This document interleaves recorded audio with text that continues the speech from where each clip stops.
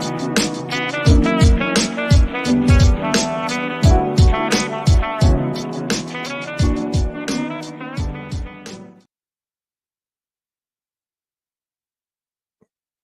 of these times I'll be done drinking before the show starts. I just don't know which time it will be.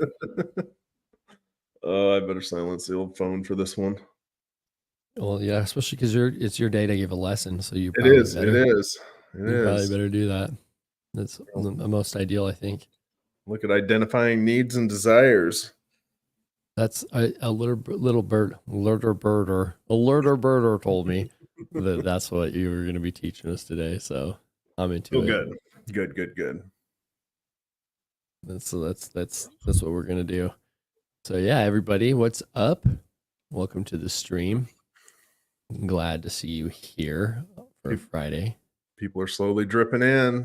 That's what it's about. Hey, that's like every party I've ever been to, man. Yeah, like, I mean, I've never hosted a gangbuster door yet. So the doorbuster, Jesus, dude. Words mean things, Dillon. So we'll get there. I'm here for comedic relief because I can't talk today, apparently. How's everybody's week going? Wouldn't you like to know? Let us know in the comments. Yeah. How everybody's week's going. Yeah. What's everybody doing for their relationship? Nothing. Man, that's job security for me. Yeah. Yeah, I actually did a bad thing not bad, but bad. On yesterday, actually, my wife got a snake and it needed fed. And I assumed she wanted to do that. Yeah. But what I assumed, there's the mistake. Everyone watching, there was the mistake, was I assumed that she wanted to do that. What she actually wanted was just the snake to be fed. And she was kind of annoyed because she took our kid to a ear, nose, and throat appointment. There was a total time of 3 hours, including the drive. Yeah. So she got home and the snake was not fed. So my bad for assuming. And that we did navigate that conflict okay, but there was definitely conflict because I made an assumption. Yeah. So, yuck, a snake, dude. Dear listener, yuck. Don't make assumptions, and also don't yuck other people's yums. Ugh, dude, snakes. I can't.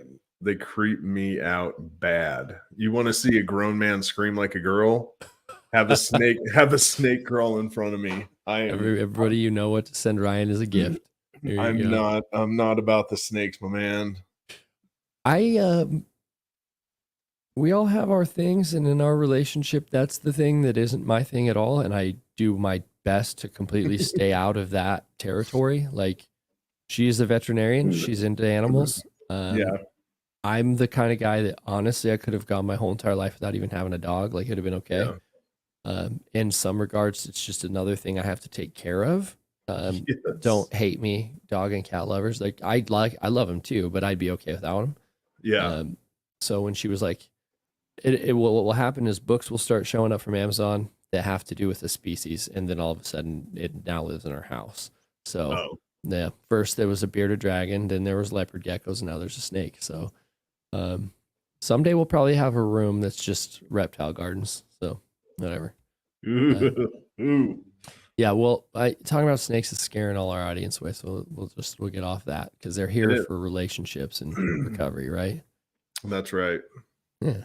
So, speaking of relationships and recovery, my name is Dillon Reed, sobriety coach. I help you get sober, I help you stay sober through a very goal-driven program. So there you go, short and sweet, to the point. Now you know what I do. I'm a sober coach. I'm Dr. Ryan. I am an expert in the field of relationship development and interpersonal communication. I'm also a relationship coach. That's what I do full time. And this is my little slam, I do what other coaches can't do because they don't have the background. And that is give you the tools necessary to move forward in your relationship and continue moving forward in your relationship.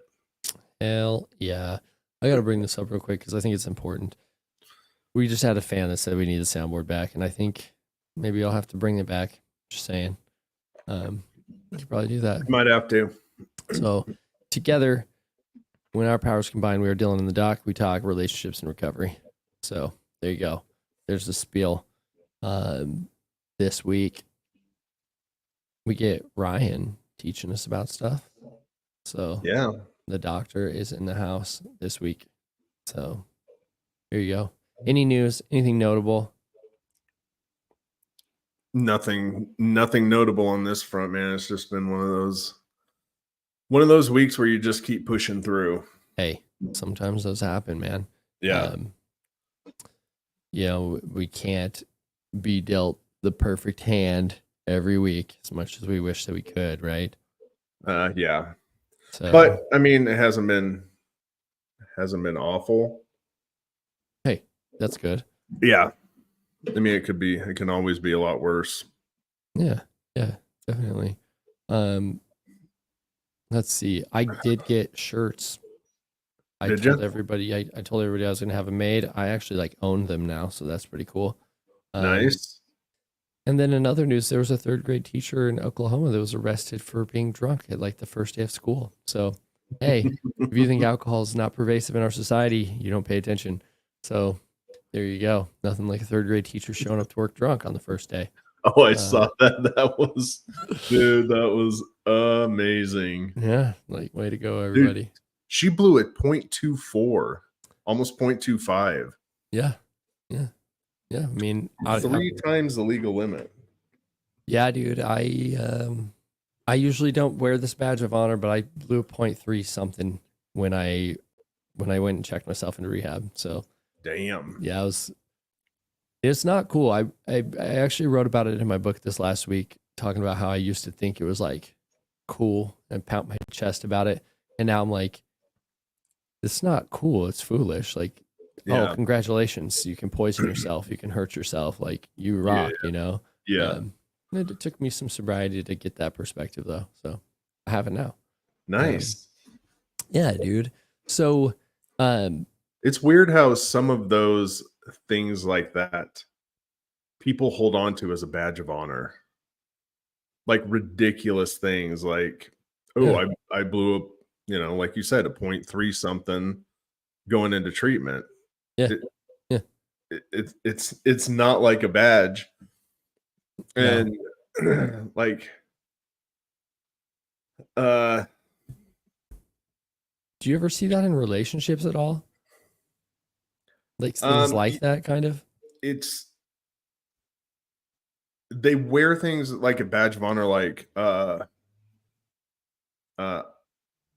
the quietest person.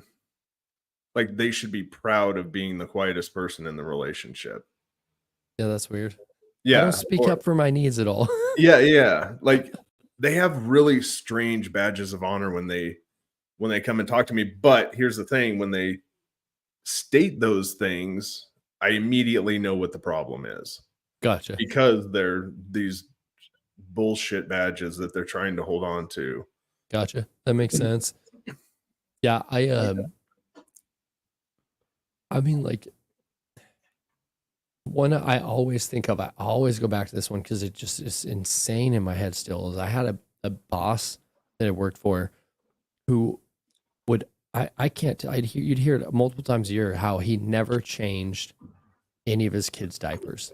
Yeah. And I'm like, bro, that's not so you're bragging about not taking an active role in your kids' lives. Like, what the hell, dude? Yeah.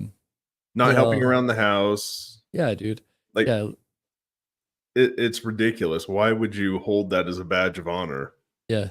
I'm the least participative partner in this relationship. Yeah. I'm proud of that. Like, it seems like it's weird as hell to me, dude. But it clicks with you and you're like, well, like this didn't take long to figure out what the problem is and what we need to fix. Like you need to be more involved in the relationship. Yeah, that would make sense. I mean, I think I actively work on it. I still know that I can do better. There's not a day that goes by where I don't have a thing where I go, I wish I would have done that just a little bit better.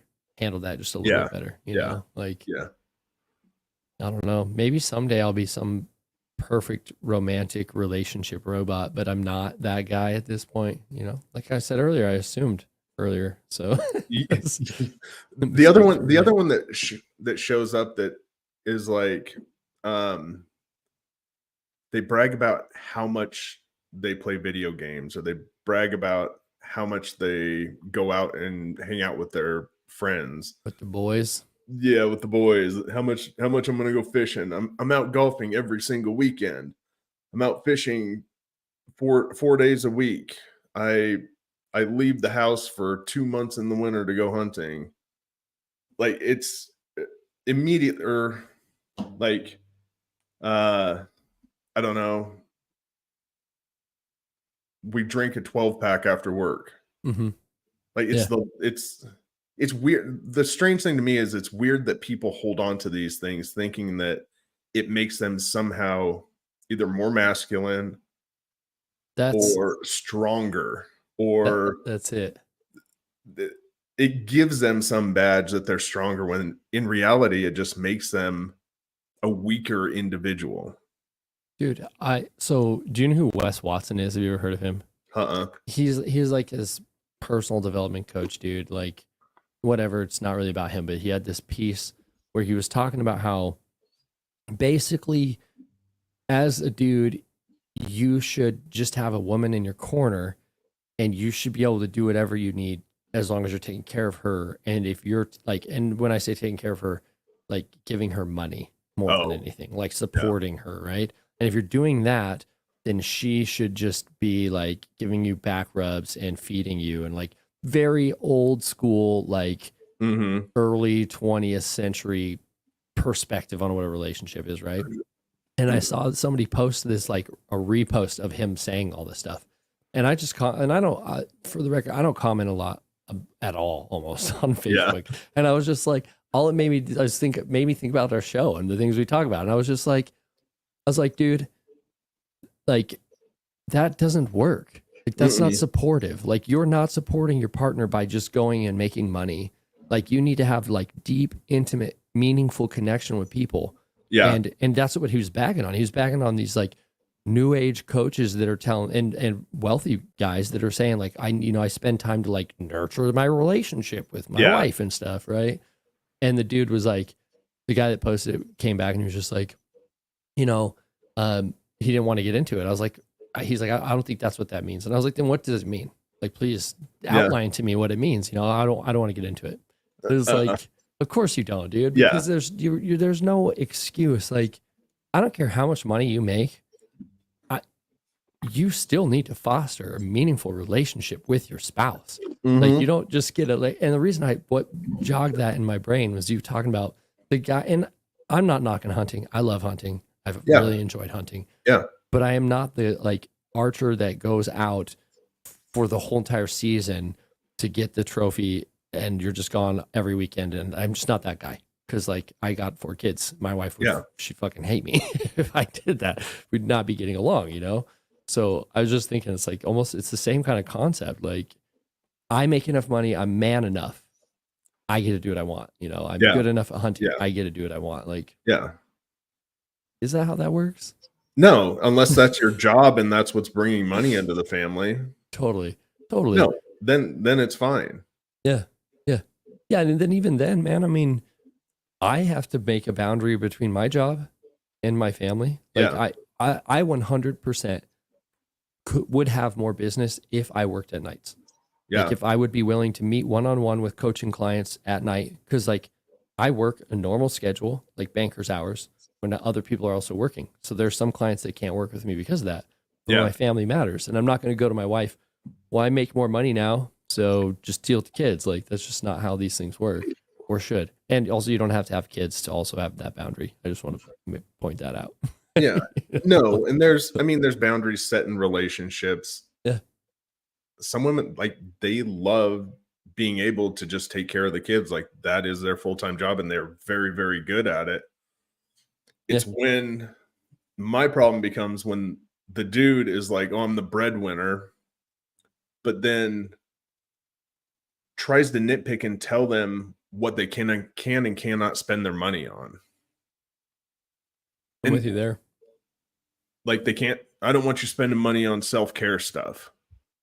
I don't want you spending money. Like I'm the one going out and making all the money. I don't want you spending money on this shit to get your nails done. Self-care, like normal self-care stuff. No, here's the real talk, dude. If you want to be the breadwinner, you better be able to make enough money for her share the bread to take care of her. Yeah, you better be able to share the bread without thinking, oh, you're spending too much on yourself. That shouldn't be a thought. Yeah, like if you want to man up and be the breadwinner, then man up and be the breadwinner and don't bitch about where the money's going. Totally. Yeah, that's my thought on it. Yeah, or she can get a job. Yeah, and then she does get to decide how she spends the money. Yeah. It's just you can tell that you and I are heavily from energy country, because that's a very common theme there. Oh yeah. Some dude's out on the rigs. He's got some lady at home spending his money. Not that there's anything wrong with that, like we said, but you don't get mad. Like my thoughts are, why the hell are you making that money then? Like, what's the point of making all that money if you're going to get upset if she wants to spend some of it? Well, like, it's not that he's making the money; it's that he expects her to be at home and not be the breadwinner, not be out working. Gotcha. Okay. It's a control mechanism, using money as a control mechanism. That's gross. And that's not the other, like the women who want to stay home, take care of the kids. There's a healthy relationship. Those aren't even questions in that relationship. There has been a mutual agreement between the two that, hey, I'm going to stay home, struggling to be honest. Well, what do we got going on there? I don't know. Like how mid thought you were like, boop.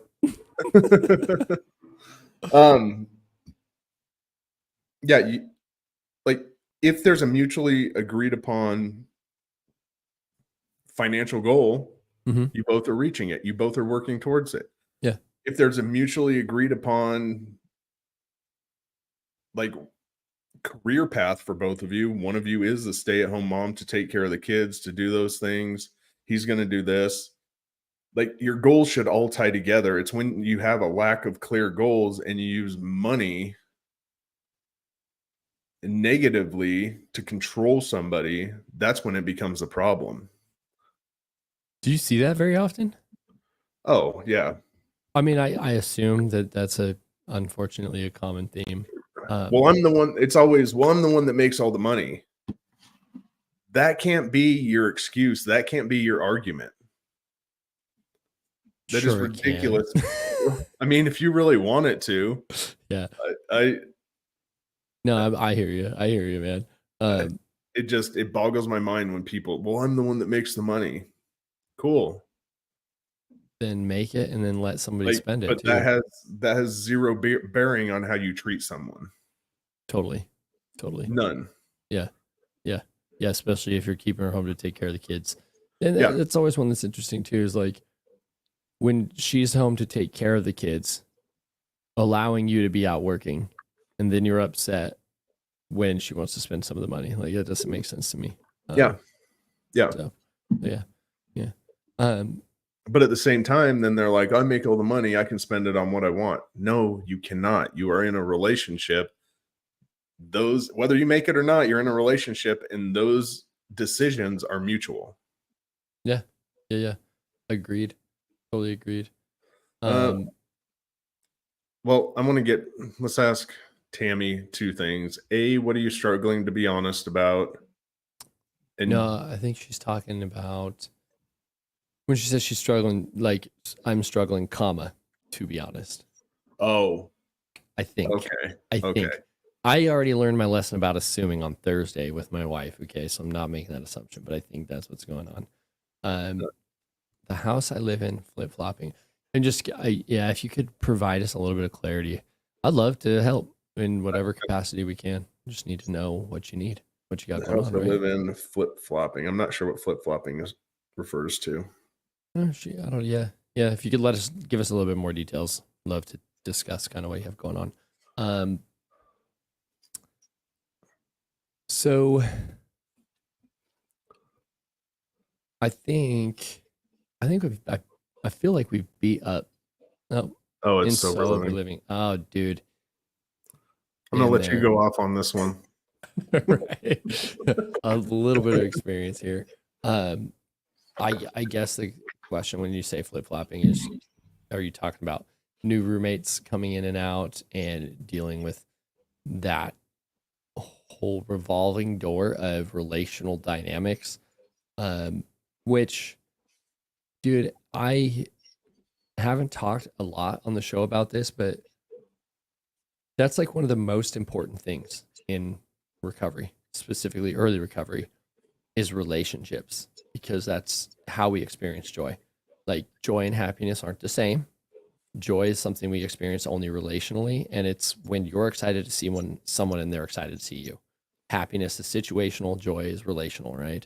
So sober living can be a very destructive environment in early recovery because of that. That's the thing. Like that should be an asterisk when you go to sober living, but it's not something that people talk about, because when you are in a situation where you're not stoked to see the people around you, that's a damn good excuse to relapse for anyone with any addiction, even if it's sneaking in the closet and eating a whole bunch of Oreos. Like that is facts. So I am very curious if that's what Tammy's kind of talking about. If you could provide a little details. Yeah, and my 2 cents on the interpersonal portion. A rule of thumb to live by when you're dealing with a bunch of new people is it's always easier to understand other people than it is to make them understand you. Mm-hmm. Come at it from an empathetic stance. Don't become defensive, don't become judgmental until you have the facts, until you've talked to them and understand what's going on. Totally. Because those dynamics are hard to navigate if you're not doing it in the right way. Yeah, we had there. Oh. Yeah, then that's super hard what you're talking about here. I don't know what the stipulations of the sober living place is that you're in. I don't know what the rules are. Because I mean, is it part of a rehab campus? Is it a dude? Because there's a lot of sober living out there that's a dude that owns a house that rents to only people that are getting sober. And that can be super toxic because they can become very tyrannical. They can also bend rules all the time because they got to pay rent, because they got a mortgage, whatever those things might be. I don't know what that looks like, but what's important for you to recognize and remember is that you're still in control of your sobriety and your recovery, regardless of the chronic relapsers that are coming in and out of the situation. And it's not the most fun, but you can cohabitate with people that you're not friends with, right? Yeah. Like, Yeah. You don't associate with them outside of the fact you have to like share the same four walls and a kitchen every once in a while. I don't know what I don't. Excuse me. Sorry, it's really hard to speak on it because it's such a varied experience. Even my own personals, there's like a whole spectrum of experiences I had in sober living. When I was in rehab, it was an on-campus facility, and it was co-ed, and we ended up in a house with part women, part men. That was interesting. It was a very interesting dynamic. And one of them, this was hard for me. I had a huge aversion for meth addicts early on in my recovery. Because I don't think people should do meth. Don't. I'm not saying that, but I mean them. I judged all of them unfairly because of a very negative experience I had earlier on in life. So then I just no, don't like you at all, no matter what.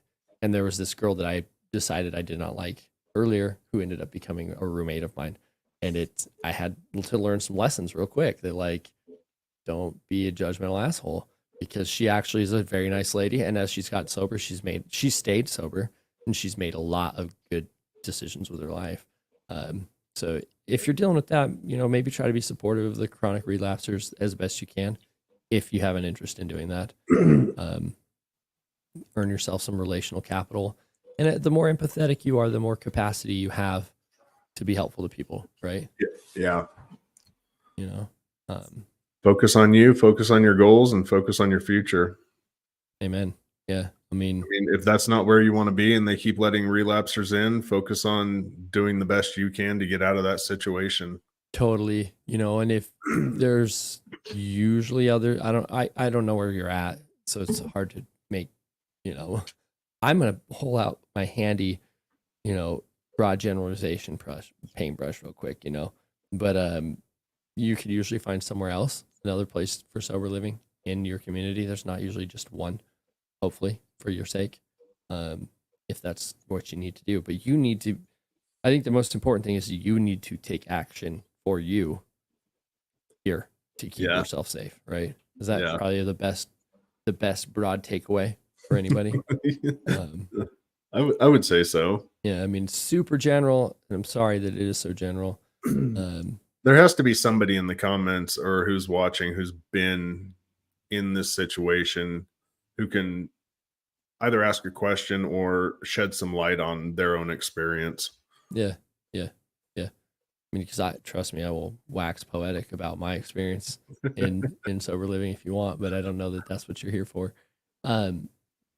So yeah, I kind of would like to talk a little bit about, because I think it ties in very well with what you're going to teach us.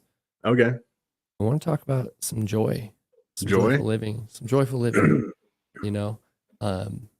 Wait a second. Maybe I lied. We got a question, man. Which actually, hey, I can still wrap this in, buddy. Watch me work my magic. Greg asked if all addictions are rooted in the same part of the brain. And the answer is yes. Using spectral imaging scans of the brain, the same. I mean, to varying degrees is maybe the best way to describe it. Like, certain substances may cause more. I use the term damage very loosely because it's not organic brain damage we're talking about here, but it will rewiring of neural circuits. Like methamphetamines will create what appear to be giant holes. They're not actual holes. There's just not a lot of activity going on at that time, right? That's what you're doing when you're getting sober, is allowing new neural networks, reviving old neural networks, that kind of thing. But yes, you've got stuff going on with the basal ganglia. You have things going on with the amygdala. You have things going on with the preorbital cortex. You have the cingulate cortex. Those are the main areas where you've got things going on in your brain with addiction. And it doesn't matter whether the addiction is to a substance or a behavior. It could be a behavior, it can be an event, it can be an experience, it can be a person, and it can be a substance. Those are like the 5 things that we find ourselves addicted to. And it doesn't matter what one of those categories the thing falls into. It can be the same thing, including love and codependency, my friend. So SPECT scans look the same under that as well. So then how do I turn this into joy? Yeah. How do I do that? So it has been proven that you have, and these are different. When I talk about these 4 areas of the brain, they function at different levels: above conscious thought, at conscious thought, below conscious thought. When you're looking at the basal ganglia and the amygdala, that's all below conscious thought. It's like reptilian, non-human thinking that's going on. You're not thinking. Unfortunately, it happens faster than conscious thought. That's why these habits are so difficult to break, because you get a trigger and the first thought that crosses your head isn't the one that, I want to stay sober. It's the one that let's go do the thing, right? So the way that you fix those things is you get yourself out of fear and out of insecurity. And the way you get out of fear and insecurity is you experience joy relationally with other people. That's how you do it. That's the trick. It's not the whole how, but that's definitely the what on how you can work towards escaping addiction, and that's where joy comes in, because so many of us try to hinge recovery on happiness, which is situational. Like, I'm happy today, I don't want to drink. Yeah. Okay. I'm not happy today, I'm going to go get wrecked at the pub. Now, if we have it built relationally on relationships with people, those things don't sway in the wind so much. And if they do sway in the wind so much, that's probably not a good relationship to be in the first place. Just pointing that out there. you should be experiencing joy and stability in a relationship. Yeah. You know, is that so? There, now I've handed it off to you, for the relationship man. But it's not over all here. it's not all joy. I don't want people to get Totally. confused with that. Yeah. No. There is so there's a magic ratio that was shown in research, 5 to 1, 5 positive experiences to every 1 negative experience. Sounds like a good And way to sum it up. that's what a healthy relationship is, because the negative experience is typically conflict in some sort. But those people who have these 5 positive things before the 1 negative typically understand how to deal with that conflict in a healthy way, Totally. so that it goes away pretty quick, and then they're right back onto these positive interactions that are happening. So it's not one after the other, after the other, after the other. Totally. Yeah. And the way that the addict's brain, through the experiences of joy, those 5 experiences, what happens is that rewiring allows us to have the emotional capacity to deal with the conflict when it comes.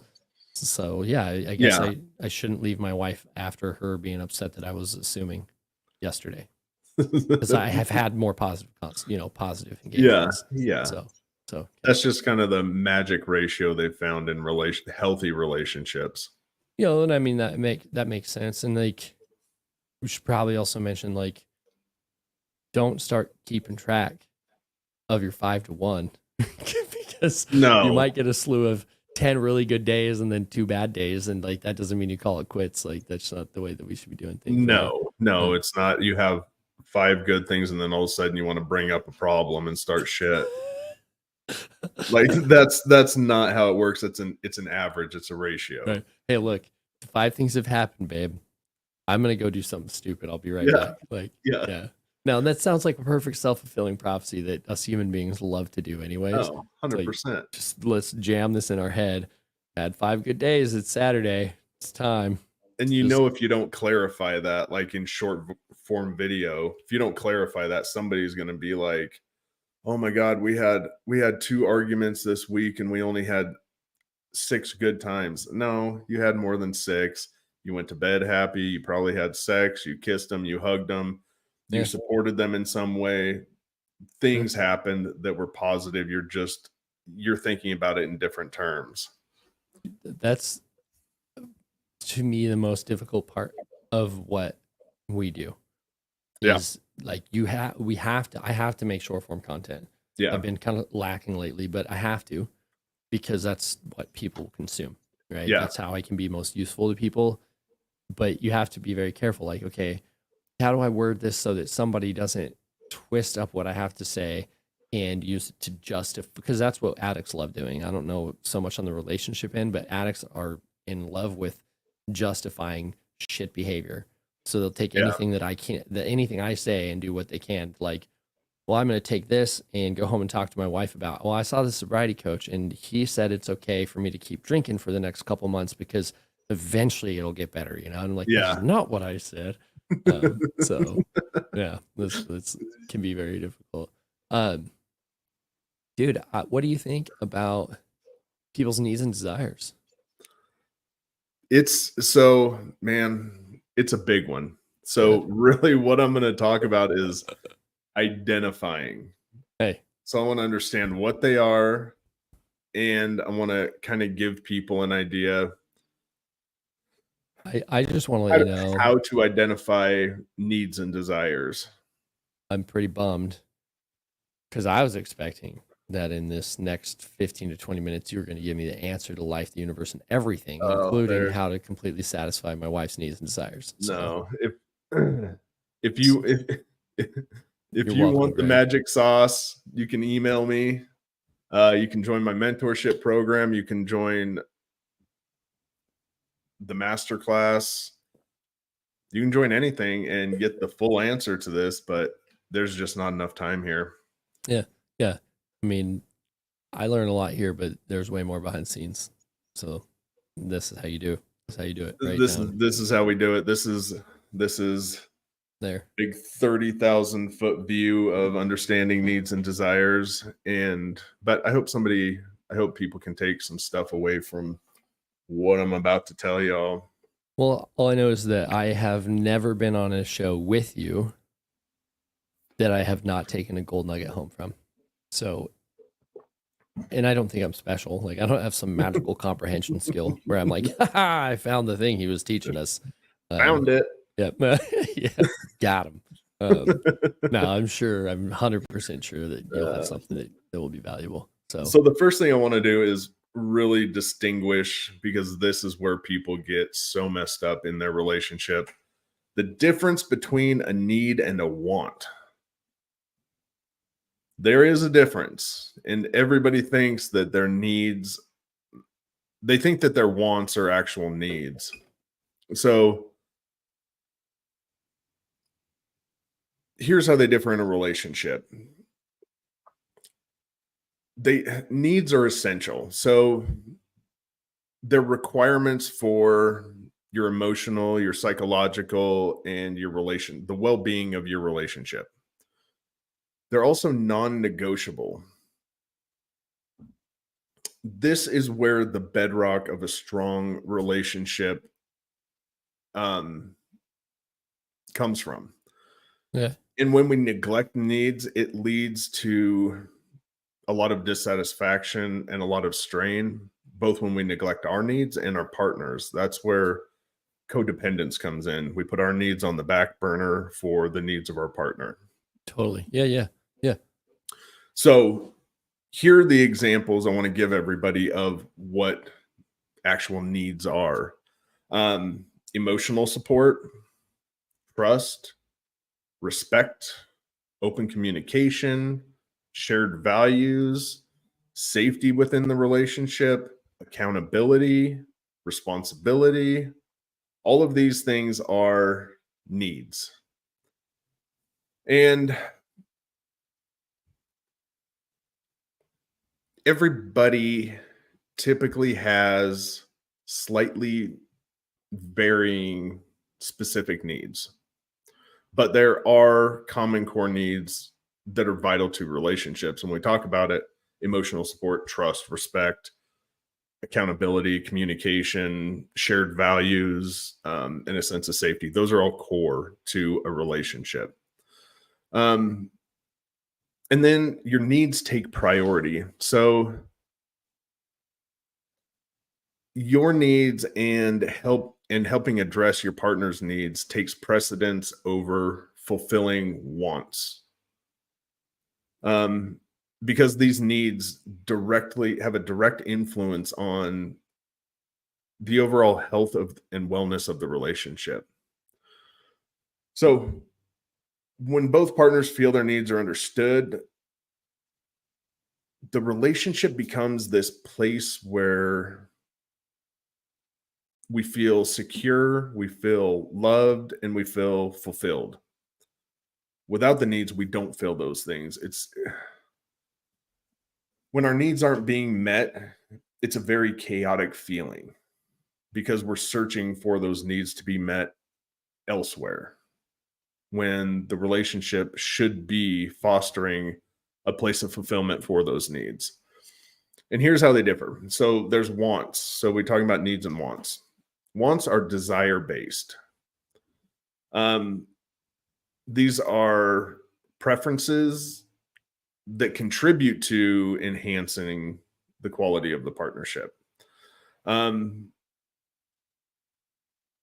Their individual preferences, interests, and personal histories, hobbies, specific forms of affection. So this is where the love languages really just digs a knife into me that I'm like, oh my God. I just saw that coming from a mile away. I was like, oh, here it comes. Ryan's favorite thing to talk about. Here it comes. And like I've said before, the love languages, I don't have a problem with it. I have a problem how people have interpreted it and how these so-called gurus are putting it into place in relationships. Like, this is how you fix a relationship. The 5 love languages. Therapists are even doing it, which is driving me even more nuts. Anyways, I want to we're at episode 21, and the show now has deep cuts in its own source of lore at this Yeah. point. We now have this historical reference to how much Ryan absolutely loves how people interpret love languages. Yes. The So, idea behind it's good, but you have to understand now that we're talking about needs and wants, love languages is a want. yeah, And like my mom always said, want in one hand, shit in the other, see which fills up first. dang it. Kind of that sort of thing. But off of the love languages thing here for a second. Okay, so flexibility. Wants are also much more flexibility than our needs. Um, and while they contribute to kind of the overall fulfillment in the relationship, they are always, our wants are always secondary to addressing the needs of each other. Um, so like I said, those examples of a want. So the examples of the needs were support, trust, respect, open communication. Examples of a want would be a hobby, affection, experiences, lifestyle choices that add joy and excitement to the relationship. These are all wants. So, kind of to wrap all that part up, these needs are essential pillars that form the foundations of a healthy relationship that you're going to have.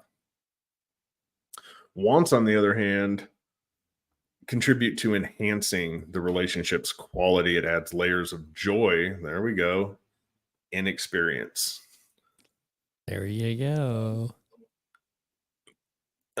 Want is for my husband to give up drinking. And then, okay.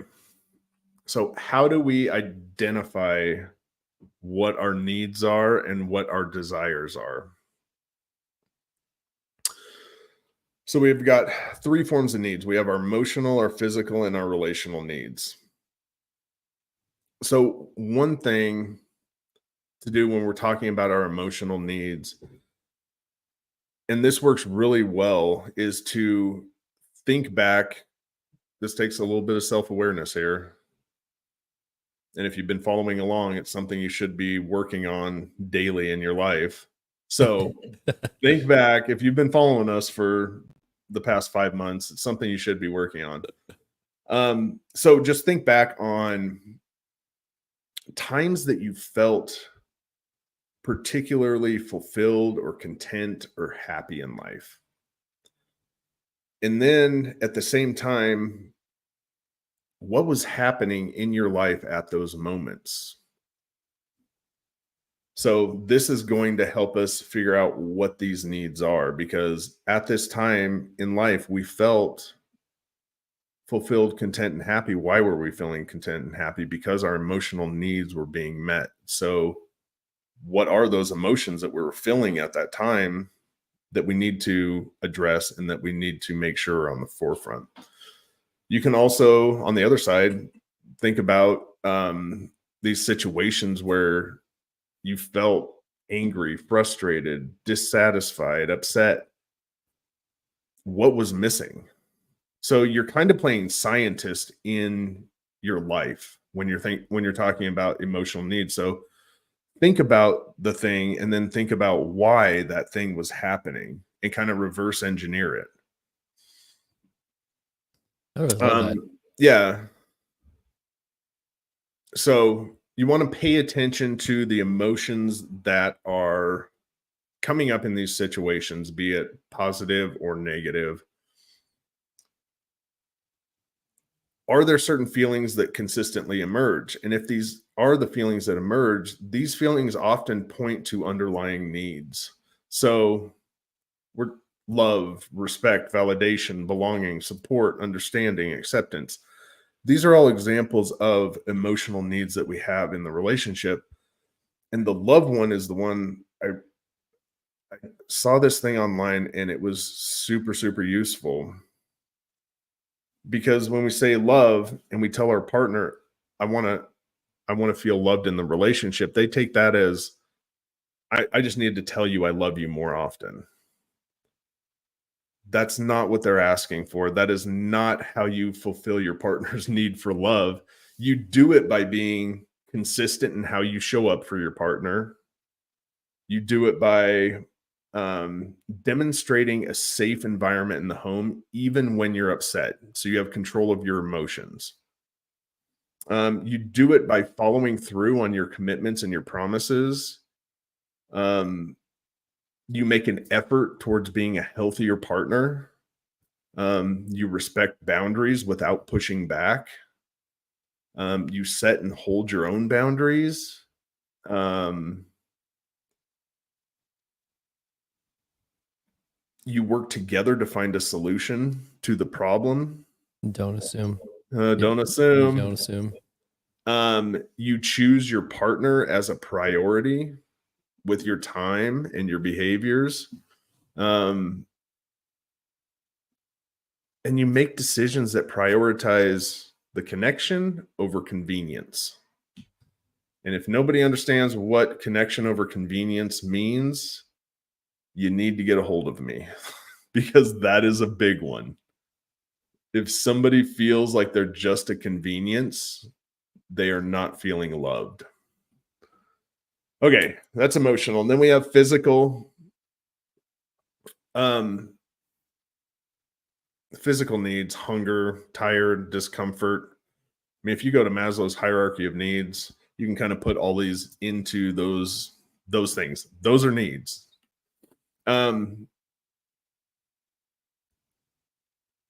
So think about activities that energize you. Dillon and I work out. That is a need in our life to be healthy, to fight off tiredness, to energize us, to allow us to be the best version of ourselves for our partners and our clients. So, example of your physical needs. Dillon's favorite, adequate rest. Nourishment, exercise, relaxation, comfort, and safety. These are all physical needs that we have. And then relational needs. Here you want to think about the dynamics or interactions you value in relationships. What qualities do you seek in other people? And then think about these situations that have led to conflicts or misunderstandings in your relationships. This is where it gets really awesome to play scientist with yourself and work on your self-awareness. So, what needs were possibly not being met in those times of conflict or misunderstandings? Because I guarantee you there's a need not being met. You're not mad because he was out with his friends. You're mad because your emotional and physical needs were not being met or were not being respected. You're not mad that he's playing video games. You're mad that needs weren't being met. Dang. And I just want to go back to this one because somebody said it. What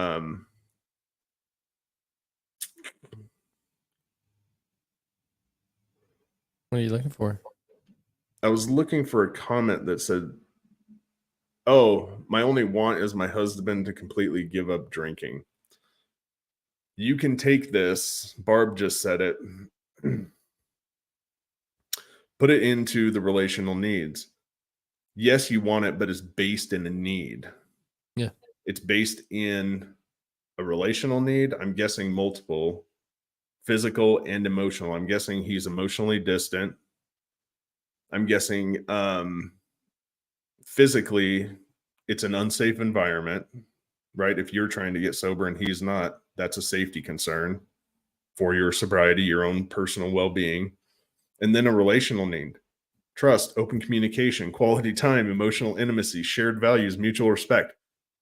Just the relational, throw them all out. just throw them all out there on that one because the trust is gone. Open communication, I'm guessing, is gone. Quality time is gone. I guarantee that.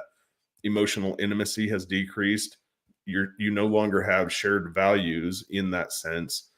And with him drinking while you're trying to get sober, there's a huge lack of mutual respect.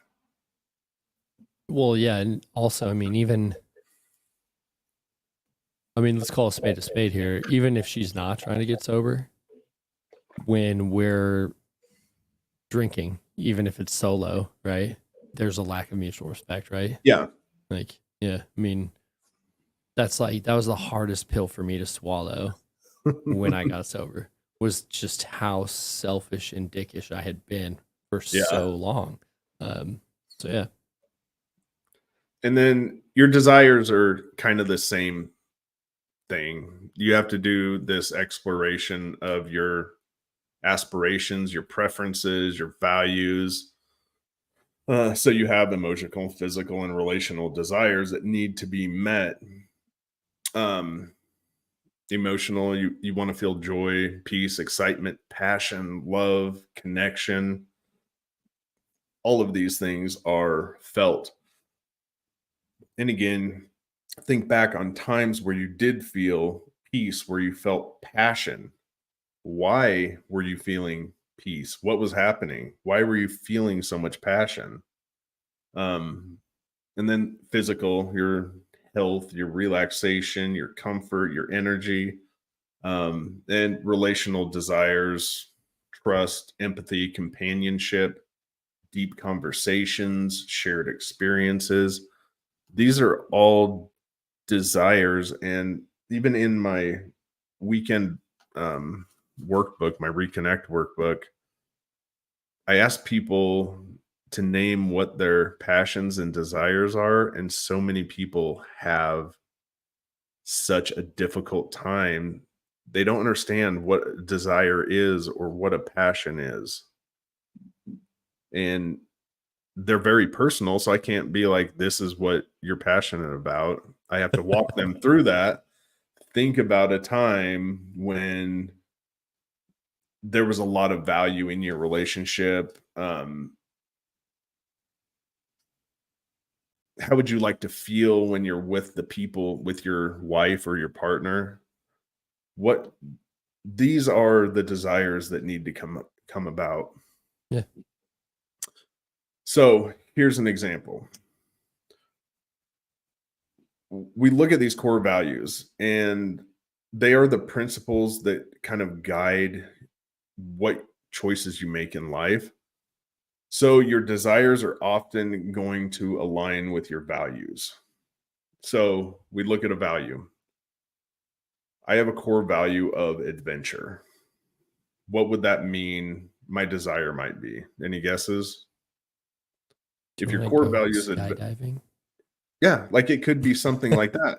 If it's adventure, like I have a desire to go do these things when we're on vacation. I want to go skydiving. I want to go bungee jumping. I want to go rock climbing. I want to try new things. Yeah. Um, it might also be just travel, like that simple. I would like to travel more because I have this core value of adventure and I'm not getting it. Um, this is all part of just this ongoing sense of self reflection. That's all it is. You have to empower yourself to make these choices that align with your authentic self and contribute to overall happiness. And what you need to understand is your partner's there to help you do that. And you need to talk through these things with your partner because you need to identify theirs as well, because you need to be able to support them. And this is where the big lesson starts to come in is, how do I express my needs to my partner? How do I listen to what their needs are? What happens if some of our needs and desires are misaligned? Those are some of the questions that I start to answer in the program that stumble a lot of people, which, like, the answer is not super difficult. It's just lengthy. Yeah. Yeah. And it's not, let's call the whole thing off, right?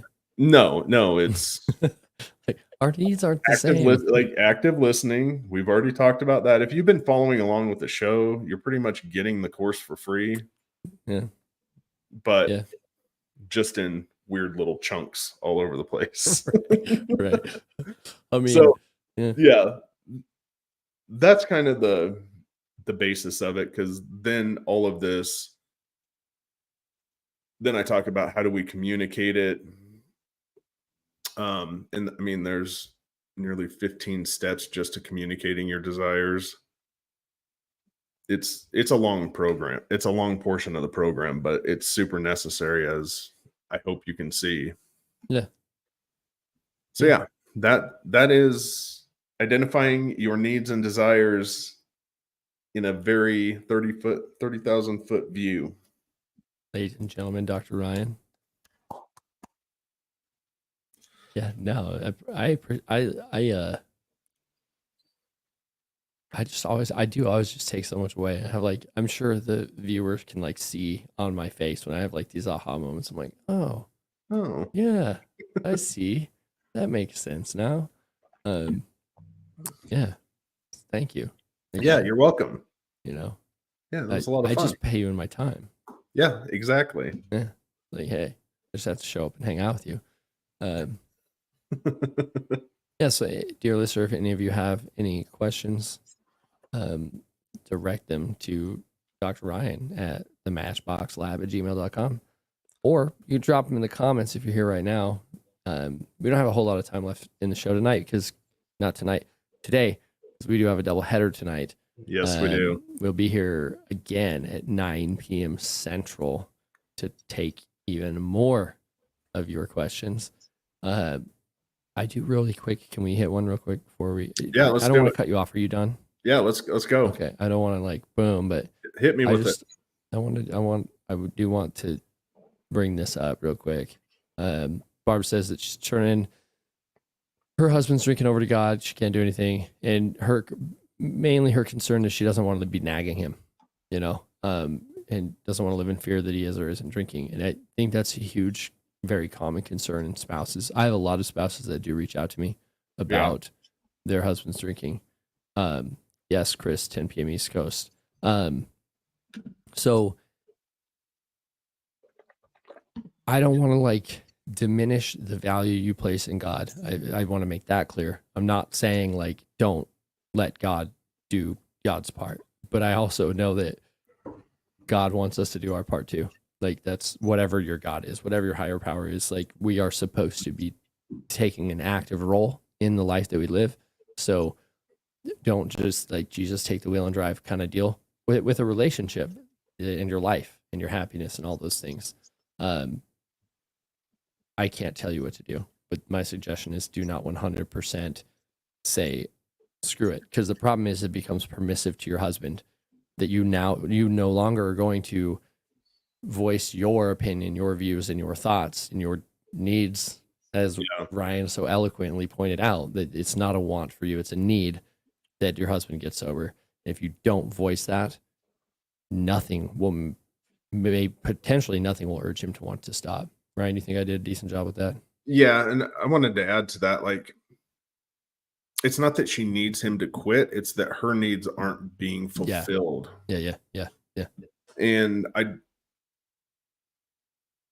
the nagging, yeah, that is 100% ineffective.